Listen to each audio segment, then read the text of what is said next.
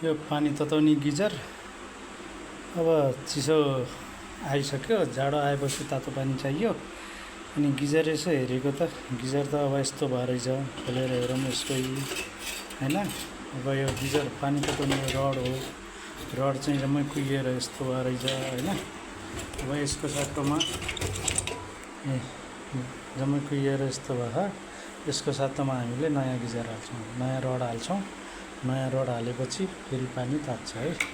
यो नयाँ रड 2000 वाटको नयाँ रड हो। यो लिइयो, यो लिइएपछि अब हामी यसमा टक्क फिट गर्छौँ है त यो रड। फाइनल्ली हामीले नयाँ रड हाल्यौँ। यसमा यही देख्न सक्नुहुन्छ, नयाँ रड हालेर पनि कनेक्सन भइसक्यो। अब चाहिँ यसमा फेरि अब यो गिजरमा यहाँ भित्र हालेर यसलाई चाहिँ अब अरू फिटिङ गर्नु पऱ्यो। फिटिङ गरेर अनि तातो पानी तताएर म तपाईँहरूलाई देखाउँछु है त।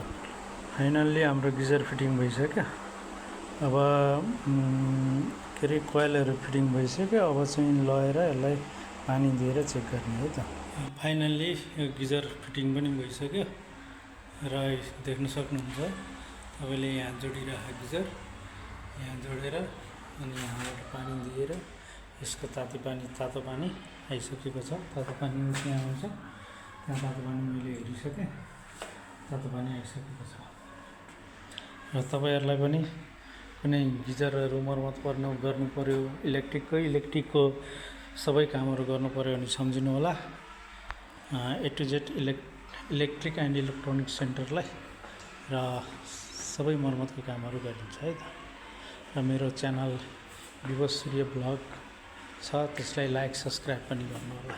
हस् त, धन्यवाद।